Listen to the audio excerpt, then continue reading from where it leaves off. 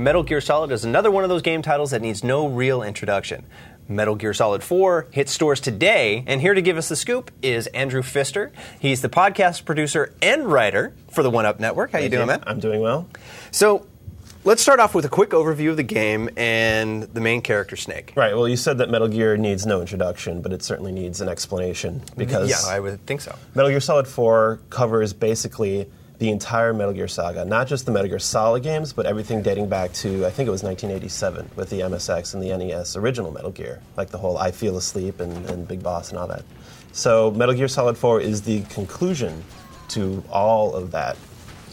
So they're saying, is this like the end of the franchise, or...? Well, Kojima, the producer and director of the game, it's his baby, and every time a Metal Gear comes out, he's like, no, this is the end. Like, I'm done telling my story, and maybe if someone else on the team wants to pick it up, that's great.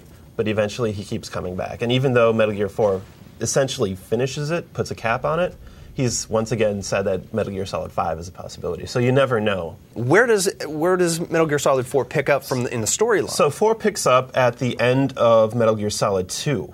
As you remember, Metal Gear Solid 3 was a throwback to the 60s and the origin story of everything. Metal Gear Solid 2 was the last time we saw Solid Snake. And Solid Snake comes back at the beginning of Metal Gear Solid 4, continuing his pursuit of Liquid and Ocelot and everyone like that. So they're trying to find the Metal Gears, they're trying to figure out who the Patriots are, they're trying to wrap up all these crazy mysteries.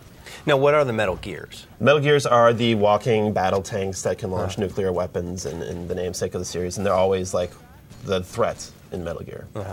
Now, this is for PS3 only. PS3 only. How does Konami how well do they take advantage of the PS3 hardware? They do it pretty well. The graphical capabilities of the PS3 are pretty impressive, and Kojima has always been the one to kind of push that. Sometimes he pushes it a little too hard because the frame rate will dip in some more like action-y parts. But overall, the detail and the color palette and everything is pretty amazing. And the sound as well is just killer. Now, a side note, is Kojima actually coding it, or is he just He's in charge. He's the mastermind. In his team, Kojima Productions, they have some very, very skilled programmers.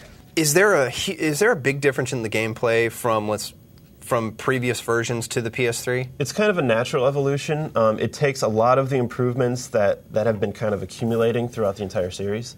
And if you played the re-release of Metal Gear Solid 3 Subsistence, that had a new camera on it. So Metal Gear Solid 4 takes that camera, improves it some more. And how does that camera work? It's kind of like a free rotating camera that you use with the right analog stick, so you can see anywhere. Like the old Metal Gears were just top down, so you can kind of only have limited perspective. But this one, you can just see anywhere you want to. And that kind of changes the way you approach the game, because it kind of encourages more action, like more running and gunning as opposed to stealth, even though you can do stealth. Are there any downsides to Metal Gear Solid 4? Well, the one downside is kind of a victim of circumstance, because there's so many crazy story elements in this series that have to be wrapped up, and there's no really good way of doing that within like actual gameplay. So as you start out Metal Gear Solid 4, you're playing this great game. The action is the best it's ever been in the series. But more and more often, as you get closer to the end, you start putting your controller down and you start watching the cutscenes. And that's the C word for Metal Gear, that people are like, am I watching this or am I playing it? But the benefit of that is that the cutscenes and the story are just so well done. And anyone who's a fan of the series, they're going to love the answers that they get, because everything is pretty much answered. Now, I know Prince of Persia is being developed for film. Could you see Metal Gear being done for that? Is the story that rich? I always thought so, but then at the end of playing 4, it was kind of redundant. Like, we just had what a Metal Gear Solid movie would do. And there's so much content, you couldn't condense it to 2 hours or even like a 6-hour trilogy.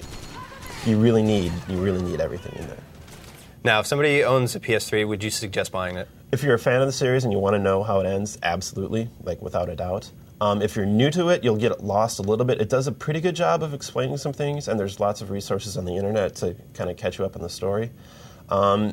Depends on the PS3 you have also. If you have backwards compatibility, you can go back and play the previous Metal Gears, and that'll help. But if you have one that doesn't have it, you're kind of lost. So it depends on your affinity for Metal Gear, I would say. Cool. Thanks, man. Appreciate it. That's Metal Gear Solid 4, Guns of the Patriots. It's out today. It's by Konami. It's going to cost you $60. Check it out. Let us know what you think.